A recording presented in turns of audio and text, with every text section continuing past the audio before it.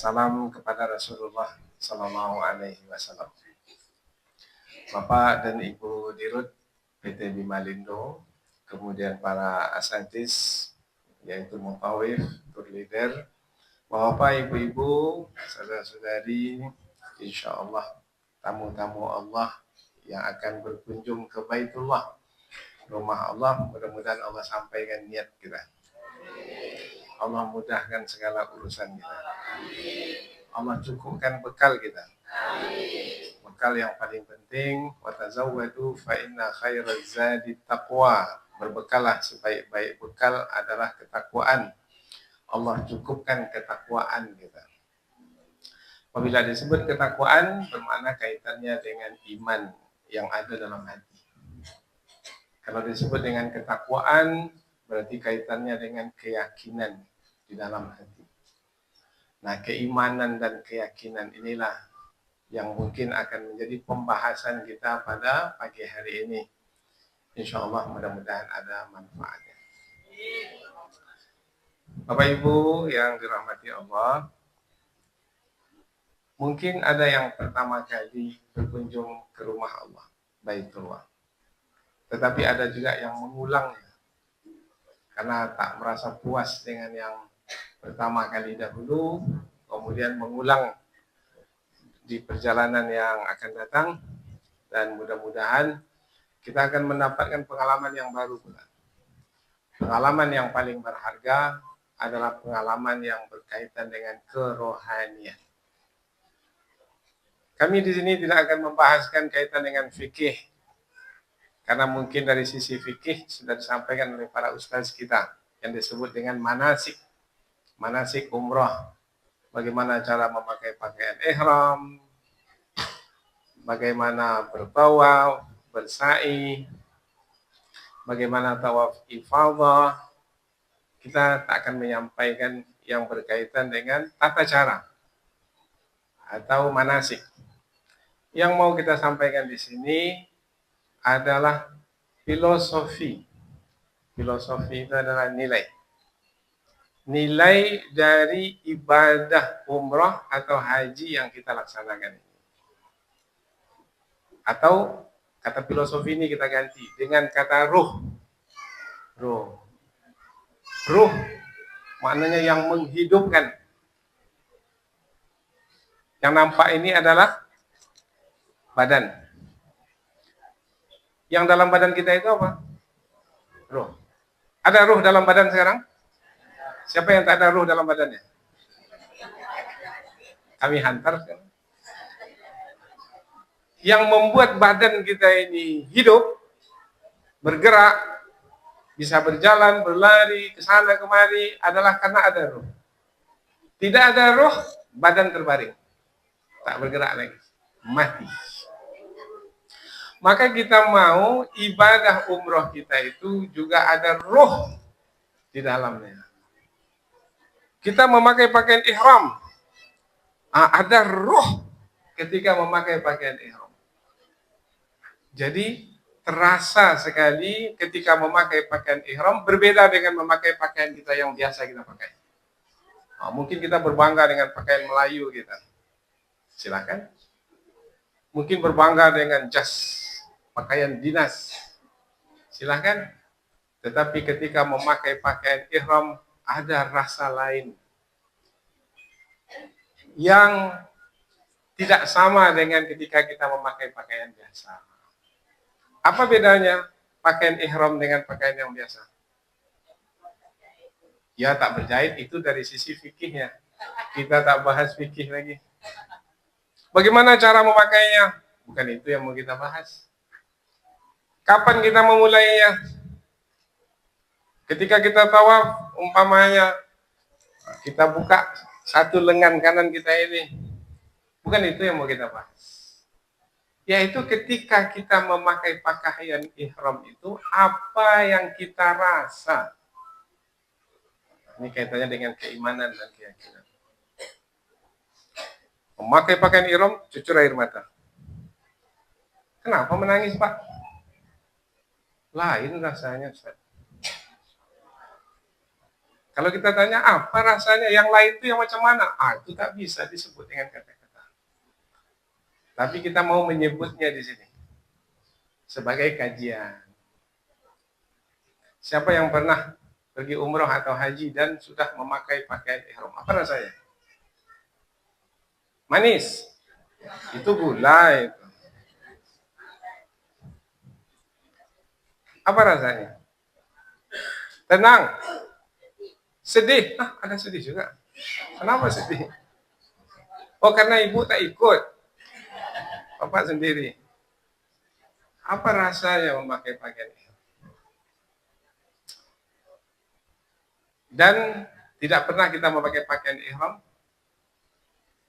untuk selain umroh dan haji. Ada yang pergi ke Masjid Ar-Rahman pakai pakaian ihram? Ikut acara adat pakai pakaian ihram? Enggak. Hanya untuk ke Baitullah saja. Apa sebab? Sebab itu adalah pakaian khusus untuk ibadah yang khusus di tempat yang khusus. Maka orang yang memakainya adalah orang yang khusus. Tak sama dengan orang yang lain. Dan setiap ibadah itu adalah ketetapan Allah. Allah yang menetapkan dengan perintahnya. Nah, setiap perintah Allah itu ada kenikmatan di dalamnya. Kenikmatan itu yang mau kita rasakan. Asam, pedas, bau. Nikmat atau tidak? Nikmat. Di mana letak nikmatnya masakan itu? Dengan apa kita merasakannya? Dengan lidah. Pergi kita ke Sumatera Barat. Gunung Merapi. Gagahnya. Gunung Singgalang. Merapi Jo Singgalang. Awak di tengah-tengahnya. Lihat gunung, Masya Allah. Kita menikmati pemandangan. Dengan apa kita menikmati pemandangan? Dengan mata. Dengan mata. Semua perintah Allah yang merupakan ibadah adalah nikmat. Salat, nikmat. Puasa, nikmat. Haji, umrah, nikmat. Dari mana kita tahu? Dari ayat Al-Quran. Al-yawma akmaltu lakum dinakum. Pada hari ini telah kusempurnakan bagimu agamamu. Nah, tiang agama itu ada 5. Wa atmamtu alaikum ni'mati. Ada kata nikmat. Dan telah kucukupkan bagimu nikmatku. Maka Islam sebagai nikmat. Rukun Islam, tegaknya agama Islam dengan 5. Di antaranya adalah haji, umrah, berarti adalah nikmat. Di mana letak nikmatnya memakai pakaian ihram? Semua nikmat. Pergi ke Mekah, nikmat.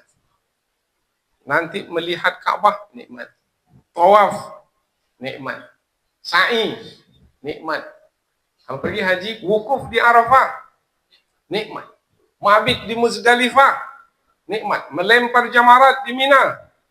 Tawaf ifadah kembali ke Mekah, nikmat. Pulang haji, kita tanya, Pak Haji, macam mana? Masya Allah. Nikmat sekali. Mau balik lagi, Pak Haji? Oh iya. Kalau dapat. Karena menunggu ini sudah 12 tahun. Ya. Kalau bisa mengulang. Nikmat. Kalau nikmat, apa kenikmatannya? Kalau kita menikmati pakaian ihram, di mana letak nikmatnya memakai pakaian ihram? Coba, siapa yang sudah pernah umroh haji?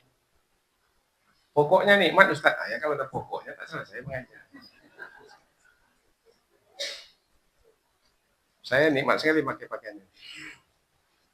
Kalau ditanya, apa sebab Ustaz menikmati memakai pakaian ini? Ini pakaian yang istri saya belikan untuk saya. Istri saya pula adalah orang yang sangat saya cintai. Kami sudah lebih 30 tahun bersama. Suka dan duka. Bersama kami ada anak sekarang ada menantu, sekarang ada cucu. Perjuangan berbagai macam. Bergelak ketawa, tangis pun juga, sedih dan duka, campur jadi satu. Nah, orang yang paling dicintai, ayah mak dah tak ada lagi. Yang paling dekat sekarang adalah teman seperjuangan, istri. Istri yang sangat kita cintai itu memberikan hadiah istimewa. Sesuai bang? Sesuai. Senang hati bang? Senang. Bagaimana bang? Masya Allah. Maka beda ini, yang diberi oleh gubernur beda. Meskipun yang diberi oleh gubernur itu lebih mahal, tetapi yang diberikan oleh istri yang sangat kita cintai itu, Masya Allah. Ibu juga begitu. Cincin yang di jari itu, Masya Allah. Gelang yang di tangan tuh, kita ditanya, oh ini bukan gelang biasa ini saya. Padahal gelang itu zulian aja, bukan emas. Tapi ini diberi oleh orang yang paling aku cintai. Istimewa. Sekarang kita mau bawa ke pakaian ihram. Di mana letak kelebihan pakaian ihram itu sehingga kita menikmatinya? Padahal kalau dari sisi fashionnya, tak ada gaya. Coba tengok pakaian ihram, tak ada gaya atau enggak? Ada kerah baju ya? Tak ada. Lengan baju? Tak ada. Buah baju? Tak ada. Tak ada gaya. Sebidang yang tak berjahit itu, jadikan pakaian, baju. Sebidang lagi, jadikan sarung. Tak ada gaya. Tapi kita menikmatinya, oh nikmat sekali. Apa sebab? Karena pakaian ihram adalah pakaian yang Allah pilihkan untuk kita. Bukan yang manusia pilihkan. Allah yang memilihkan pakaian itu untuk kita. Nabi pun hanya menyampaikannya saja. Karena semua perintah itu dari Allah. Nabi hanya yang menyampaikan. Nabi pun patuh. Tetapi nikmat sekali memakai pakaian ihram. Karena pakaian ihram ini adalah pakaian yang Allah pilihkan untuk saya. Kalau yang dipilihkan oleh manusia saja kita sudah suka. Sambungannya apa? Kalau yang dipilihkan oleh manusia saja kita suka, dan itu kita menyukainya karena hawa nafsu kita. Karena pasangan hidup kita kan kaitan dengan hawa nafsu. Apalagi yang dipilihkan oleh Allah untuk kita. Yang Allah itu kita sukai karena iman kita. Dia beda yang kita nikmati karena hawa nafsu dan yang kita nikmati karena iman. Kalau kita nikmati karena hawa nafsu, ada batas kenikmatan itu. Ketika sampai keinginan hawa nafsu, dah selesai, puas. Tetapi tabiat hawa nafsu itu tidak pernah merasa puas. Tetapi kalau yang menikmati itu adalah iman, maka kita akan menikmati pakaian ihram itu dengan puas. Dan kepuasan itu kepuasan yang sejati. Dan itu tak pernah kita dapatkan ketika di tanah air, karena kita tidak pernah memakai pakaian ihram itu di sini. Maka terasa nanti itu. Bapak pakai pakaian ihram, Masya Allah. Ibu juga pakai pakaian ihram, tapi yang biasa dipakai. Dengan niat ihram, maka pakaian itu menjadi pakaian ihram. Pakaian ini adalah pakaian yang, apa tadi? Yang Allah pilihkan untuk saya. Maka terasa istimewalah kita memakai pakaian ihram. Nah, kalau sudah memakai pakaian ihram, ada pantang larangnya. Kita mesti hormat dengan yang memilihkan pakaian itu untuk kita. Jangan buat ini, jangan buat ini, jangan buat ini, jangan buat ini. Selama kita memakai pakaian ihram. Kalau buat, ada hukumannya, dam. Pelanggaran sampai kepada menyembelih seekor kambing. Sampai hukumannya begitu. Karena pakaian itu adalah pakaian keagungan yang mesti kita hormati. Itu pakaian ibadah. Tak boleh sembarangan orang memakai. Maka kita memakai pakaian ihram nikmat sekali. Apalagi kalau kita memakai pakaian ihram sambil bertalbiyah pula. Talbiyah, zikir yang khusus untuk orang menunaikan ibadah umrah dan haji. Labbaik Allahumma labbaik. Labbaik la syarika laka labbaik. Innal hamda wan ni'mata laka wal mulk la syarika lak. Lain lah saya. Karena zikir yang seperti itu tak pernah kita buat di tanah air. Ada orang selesai sholat, labbaik Allahumma labbaik. Lebar ubah aja aku mah. Enggak. Itu hanya untuk yang pergi ke tanah suci karena jawaban dari menjawab panggilan Allah. Karena labbaik itu maknanya aku jawab panggilanmu ya Allah, aku jawab panggilanmu. Berarti Allah telah memanggil kita? Ya. Kapan Allah memanggil kita? Melalui Nabi Ibrahim alaihi salam. Dan melalui sekarang ayat Al-Quran, wa'adzim fin nasi bil hajj. Wahai Ibrahim, panggil manusia untuk menunaikan ibadah haji. Ya'tu karijalan, nanti mereka datang dengan berjalan kaki. Yang dekat-dekat dengan tanah suci itu berjalan kaki. Wa ala kulli dhamirin, nanti akan datang juga dengan memakai kendaraan unta. Unta yang kurus. Kenapa dalam Quran disebut unta itu kurus? Karena unta itu datang dari tempat yang jauh. Dulu orang berunta, karena belum ada lagi pesawat, belum ada lagi kapal api, kapal laut. Nah, dengan naik unta dari tempat yang jauh, sampai Mekah untanya udah kurus. Yatina min kulli fajjin amiq. Mereka datang dari setiap penjuru dunia. Dari Nusantara datang ke sana. Dari Maghribi, Maroko datang ke sana. Dari Eropa, Amerika datang. Dari Australia, utara, selatan, timur, barat, semua datang. Menjadi poros bumi lah Mekah. Di sana berkumpul untuk menjawab panggilan Allah.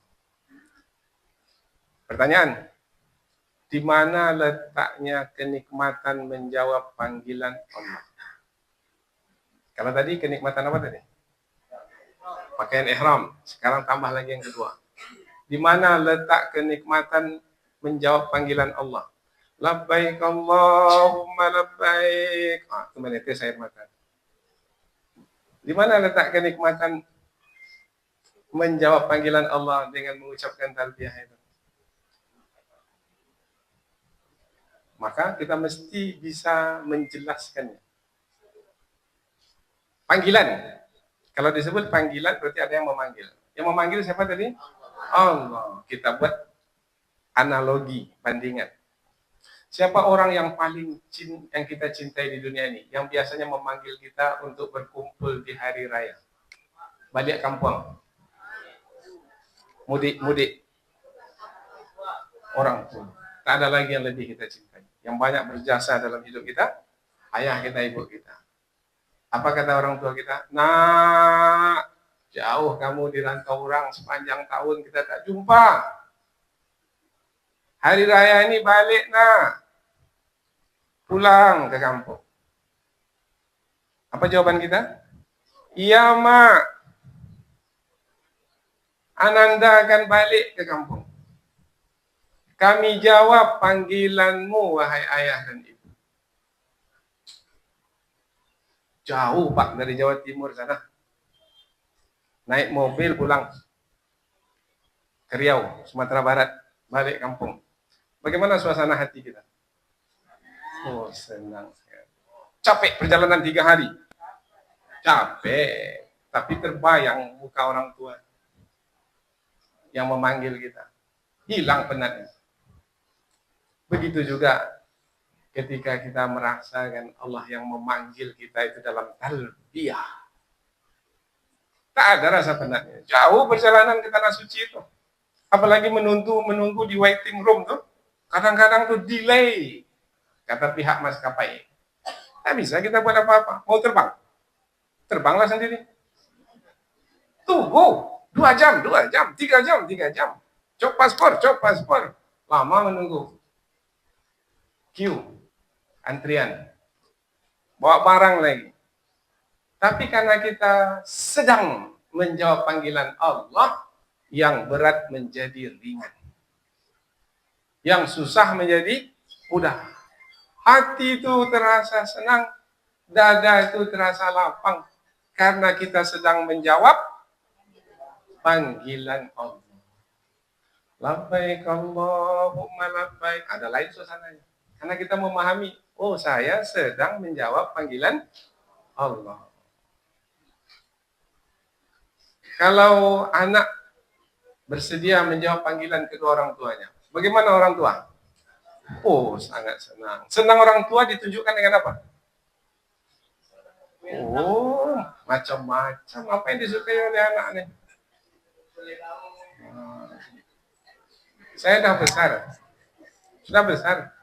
Sudah 50-an lebih. Mak baru meninggal beberapa tahun yang lalu. Kalau balik ke rumah mak, disediakannya apa yang kita sukai. Yang paling saya suka itu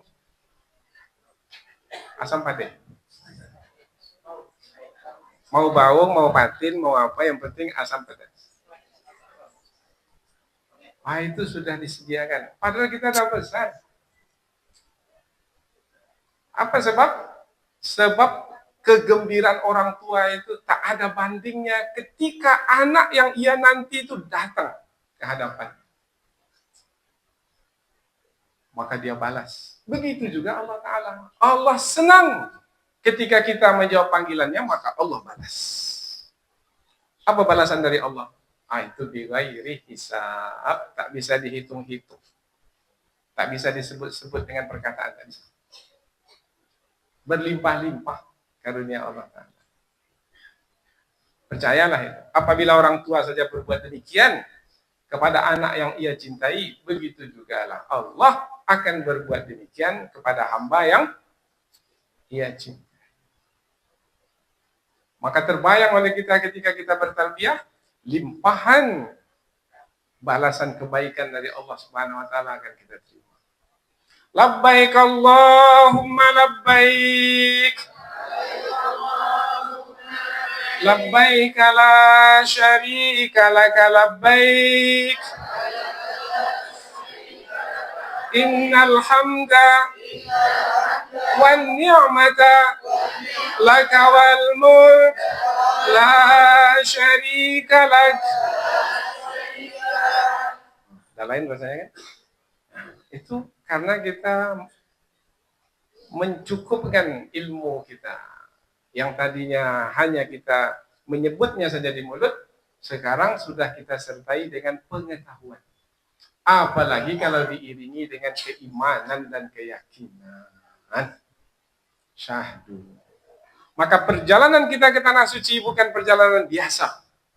Ia adalah perjalanan kerohanian. Jadi bukan badan aja yang berpindah ke sana, enggak. Tetapi ada ilmu yang kita gunakan. Sehingga kita mengetahui mengapa kita buat ini, mengapa kita buat ini, mengapa kita buat ini. Oh, rupanya ada rahasia besar di belakangnya. Dan kita nikmati dengan hati kita. Apakah setiap orang yang punya hati bisa menikmati ini? Apakah kita ada punya hati tidak masing-masing? Ada yang tak punya hati? Tidak, semua punya hati kita. Tapi belum tentu setiap yang punya hati bisa merasakan ini. Pertanyaan berikutnya, hati yang bagaimana yang bisa menikmati? Hati yang ada iman di dalamnya. Maka perlulah kita menambah terus keimanan kita. Jadi iman itu bisa bertambah, bisa berkurang. Nah, ketika iman bertambah, maka semakin nikmatlah perjalanan kita itu. Pakai pakaian ihram, nikmat. Bertalbiyah, nikmat. Mendekat ke Makkah, masuk Masjidil Haram, oh nikmat lagi. Nampak Ka'bah depan mata.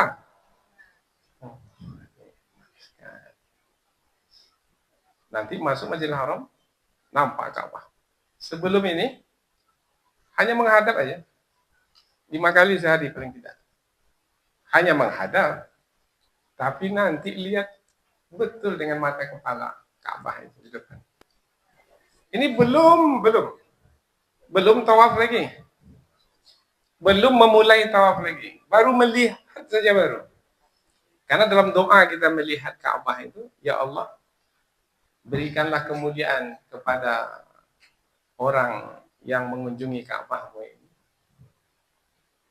Dan berikanlah kemuliaan kepada orang yang bertawaf mengelilingi Ka'bah ini, rumahmu ini. Dan ya Allah, berikanlah kemuliaan kepada mereka, ahli keluarga mereka, dan orang-orang yang bersama dengan mereka. Semua yang bertawaf itu doanya adalah supaya siapa yang menziarahi rumah Allah diberi kemuliaan. Di mana letaknya? Melihat Ka'bah itu nikmat. Di mana letak kenikmatan melihat Ka'bah? Buat bandingan lagi. Rumah kita. Siapa yang punya rumah besar di Pekanbaru? Di Kampar. Yang bertahun-tahun dia bangun, nampak gagah, megah, seperti istana. Ketika kita melihat rumah kita, bagaimana hati kita? Oh, senang sekali. Itu rumah kita yang kita bangun. Ketika kita melihat Ka'bah, yang kita lihat bukan rumah kita, rumah Allah. Dan yang membangunnya, siapa yang bangunnya? Nabi. Bukan kita. Nabi siapa yang membangun Ka'bah? Nabi Ibrahim alaihi salam. Kan ada ayat Qur'annya kan? Wa idh yarfa'u Ibrahimul qawa'ida minal baiti wa Ismailu rabbana taqabbal minna innaka antas samiul alim. Ingatlah ketika Nabi Ibrahim bersama dengan anaknya Ismail meninggikan Ka'bah. Suka sekali, senang sekali Nabi Ibrahim. Nabi. Bapak para nabi. Nabi Ibrahim ini bapak para nabi.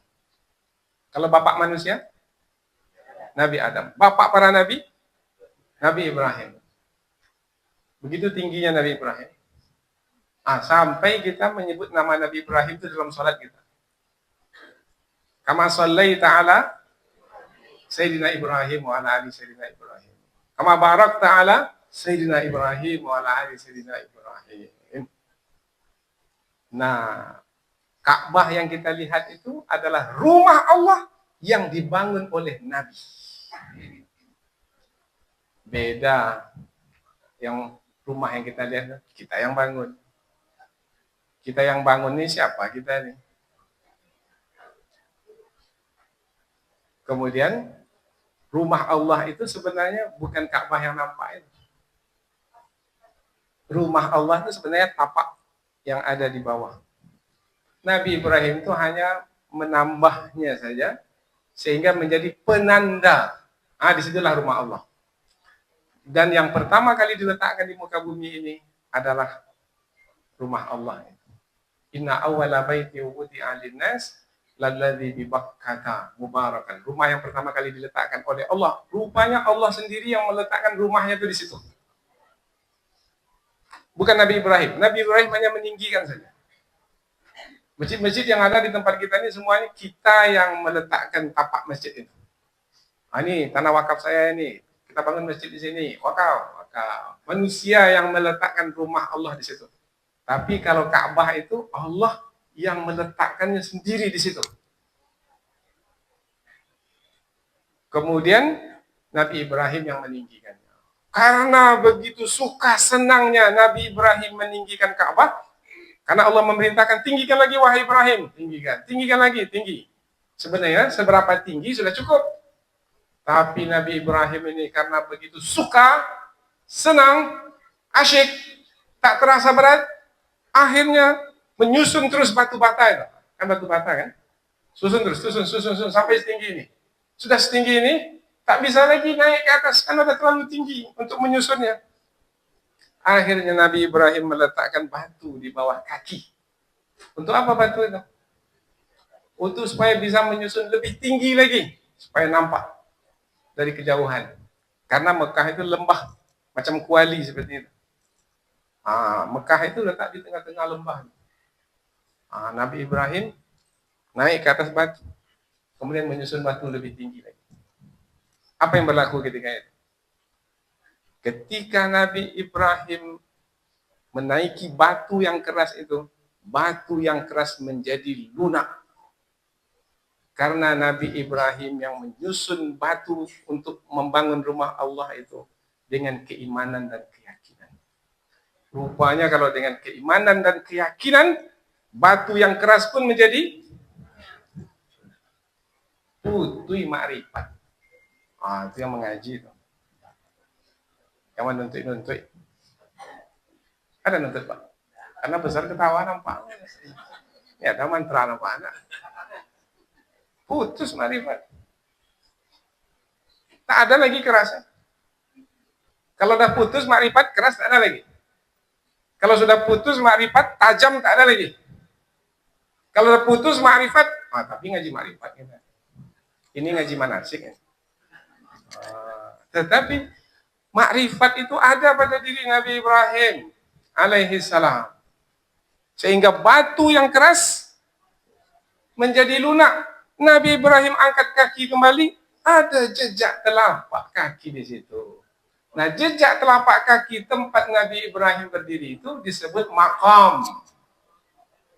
Maka di depan Ka'bah ada maqam Ibrahim. Makam Ibrahim itu bukan kuburan Nabi Ibrahim. Tempat berdiri Nabi Ibrahim ketika meninggikan Ka'bah. Maka tersambunglah peristiwa yang dahulu yang istimewa luar biasa dengan kita yang sekarang mengunjungi rumah Allah itu. Istimewa tidak? Tak sembarang orang bisa sampai. Ada orang badannya sehat tak sampai ke Mekah. Ada hartanya berlebih tak sampai ke Mekah. Lapang kosong, tak ada sibuk, tak sampai ke Mekah. Alhamdulillah kita ini adalah orang-orang yang dipilih oleh Allah, yang selama ini hanya menghadap ke Ka'bah, sekarang dapat melihat Ka'bah. Bagaimana suasana hati? Senang. Di mana letak kesenangan itu? Ya memang di hati. Balik-balik sini. Di mana letak kesenangan itu? Ya di hati. Payah merangkai kata. Buat mimpi dia lah. Tetapi kita sudah merasakan, oh iya, sebab yang saya lihat itu adalah rumah Allah. Yang biasanya saya lihat itu rumah manusia. Atau ada rumah Allah yang manusia yang membangunnya. Tetapi ini adalah rumah Allah yang Nabi yang membangunnya. Itu belum lagi kalau kita menjumpai riwayat-riwayat bahwasanya setiap saat ada saja yang bertawaf mengelilingi rumah Allah. Bukan hanya manusia, malaikat pun ikut bertawaf mengelilingi Ka'bah untuk memuliakan Ka'bah itu. Andaikan manusia tak ada yang bertawaf, di sana ada makhluk lain yang terus bertawaf. Itu istimewanya Ka'bah.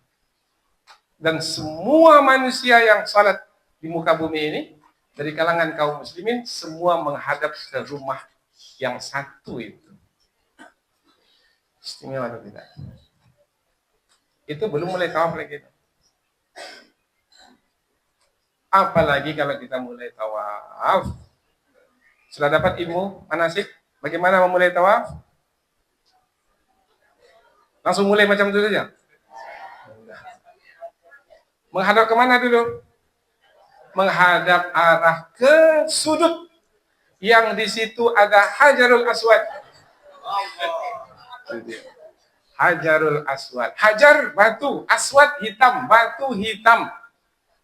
Dari situ kita memulai tawaf. Yaitu dengan melambai. Sekarang melambai. Dulu, kalau orang tak ramai, dengan menciumnya. Tapi sekarang susah untuk mencium. Nah, ketika kita memulai tawaf, kita lambai. Bismillahirrahmanirrahim. Mulai tawaf. Sisi kiri kita ini didekatkan ke Ka'bah. Yang ini menjauh dia dari Ka'bah. Kita mutar. Bismillahirrahmanirrahim. Oh, nikmat sekali tawaf. Pakai pakaian ihram, membuktikan sudah menjawab panggilan Allah. Dan sekarang ini sudah bersama dengan rumah Allah. Pula dekat di situ. Bersama dengan malaikat yang sedang bertawaf juga di situ. Dan dapat pula melambai Hajarul Aswad. Memulai tawaf. Di mana letak nikmatnya melambai Hajarul Aswad? Bismillahirrahmanirrahim. Oh, nikmat sekali. Di mana letak kenikmatan itu? Jangan jawab di hati lagi. Di mana letak? Belum pernah dengar pengajian nih? Alahai. Rugi. Kita tak tahu, mungkin sekali ini aja kita pergi di sana, mana tahu. Kalau kita tak dapat bekal ini, wah sayang sekali. Berpuluh juta kita bayar. Penat badan kita di sana. Tinggal pekerjaan ahli keluarga di sini. Kemudian kita tak menikmati, rugi. Di mana letak kenikmatan melambai Hajarul Aswad? Biasanya kapan kita melambai? Kalau kita pergi mau terbang, sampai di tangga pesawat itu kita tengok kembali, rupanya ada orang yang ngantar kita dari ahli keluarga. Kita lambai atau tidak? Lambai. Biasanya kalau kita lambai, orang tuh kenal kita, dijawab enggak lambaian kita? Dibalas. Selamat tinggal. Selamat berangkat. Kalau orang yang datang melepaskan itu tidak kita kenal, kita lambai juga atau tidak? Orang itu tak kenal. Dan orang yang mengantar itu pun tak kenal juga yang berangkat itu. Akankah berlaku lambai-melambai? Mana pula. Lambai-melambai itu, kalau kita kenal orang tuh kenal kita. Kita lambai, dia tahu, oh itu dia bapak. Dilambainya kita. Balas lambaian. Membalas lambai itulah kenikmatan. Tapi belum sampai itu ke ujung gaji itu. Hajarul Aswad itu adalah batu surga yang ada di bumi. Batu surga yang ada di bumi. Allah pernah menghantar batu surga ke bumi. Allah tahan sampai sekarang. Sampai hari kiamat. Di hari kiamat barulah nanti. Selesai sudah. Allah juga hantar batu neraka ke bumi. Tapi tak ada sampai sekarang.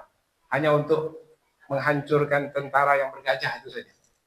Yang dibawa oleh burung-burung ababil. Tarmihim bihijaratin min sijil. Sijil neraka dalam tafsirnya.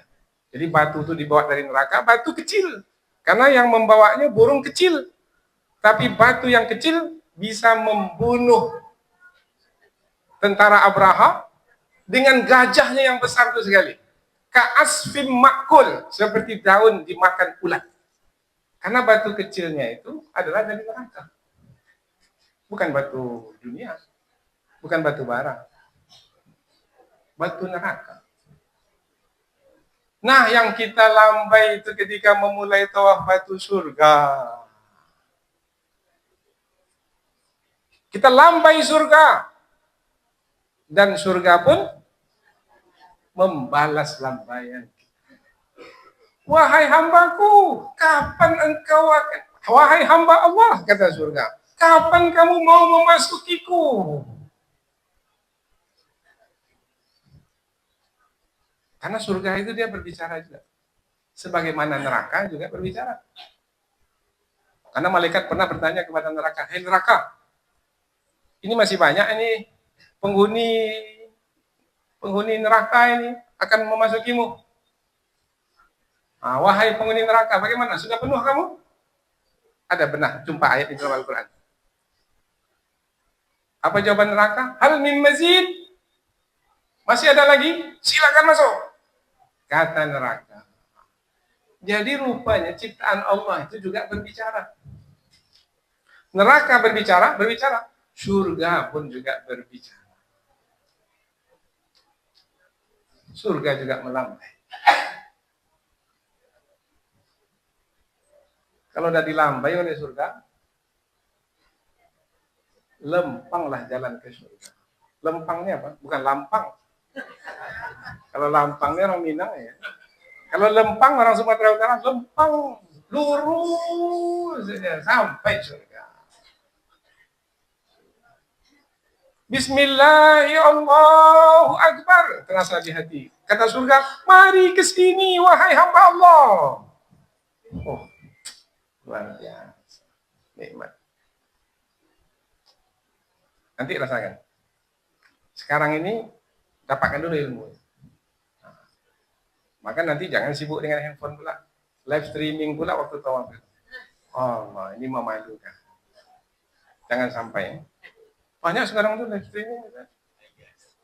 Hi guys, we are now in front of the Kaaba. You know? Wallahu a'lam.